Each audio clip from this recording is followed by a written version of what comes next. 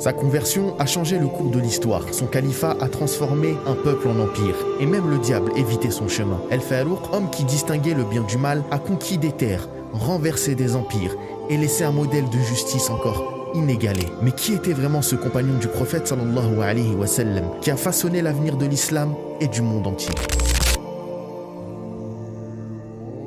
Aujourd'hui, on parle de Omar ibn al-Khattab, alias Abu Hafs. Né dans une famille de marchands du clan respecté des Banu Adi, qui fait partie de Quraysh, sa jeunesse n'est pas facile du tout. Imaginez, il doit souvent garder les troupeaux de son père, qui n'était pas vraiment du genre tendre. Omar lui-même dit: « Mon père était dur, il me faisait bosser sans relâche. Et si je faisais pas ce qu'il voulait, je prenais cher. » Côté physique, Omar c'est un vrai costaud. Un grand, fort, il se lance dans les activités physiques et militaires. Comme la lutte, où il devient carrément une légende en battant les meilleurs lutteurs arabes de l'époque. Mais attention, ce n'est pas qu'un gars musclé. Omar est aussi un super orateur, un talent qui lui vient de sa famille, qui s'occupait de régler les conflits entre tribus. Du coup, il devient ambassadeur de Quraysh. Ultra attaché aux traditions, il est à fond contre l'islam à ses débuts, contrairement à Abu Bakr. Pour lui, le message de Mohammed est une menace pour l'unité de sa tribu. Il est même l'un des leaders des persécutions contre les premiers musulmans. Et il était connu pour être sévère et redoutable. Omar est connu notamment pour boire pas mal. Un jour, énervé comme jamais, il décide carrément de tuer le prophète. Il sort de chez lui, épée à la main, prêt à en découdre. Mais en chemin, il croise une personne maligne qui lui dit: « Attends, t'as entendu ce qui se passe dans ta propre famille ?» Et là, Omar apprend que sa sœur Fatima et son beau-frère se sont convertis à l'islam en cachette.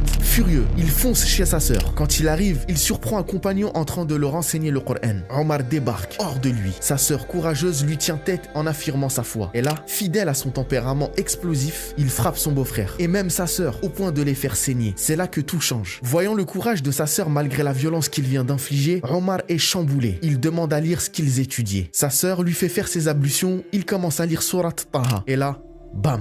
Le cœur de Omar s'ouvre à l'islam. Il est touché par la grandeur et la beauté du Coran. Ensuite, il se rend chez le prophète sallallahu alayhi wa sallam à la maison d'Al-Arqam, où les musulmans se cachaient. Là, Omar prononce la shahada et devient le 40e converti à l'islam. Et c'est pas tout. La dua du prophète sallallahu alayhi wa sallam demandant à Allah de renforcer l'islam par la conversion de Omar ou d'Abu Jahl est exaucée. Sa conversion est un séisme à la Mecque. Omar, devenu l'un des plus grands défenseurs de l'islam, fait basculer la situation pour les musulmans. Grâce à lui, ils peuvent enfin afficher leur foi publiquement. Il va même défier les polythéistes en proclamant sa conversion devant tout le monde. Mais personne n'ose le toucher. Grâce à lui, les musulmans prient autour de la Kaaba en toute liberté.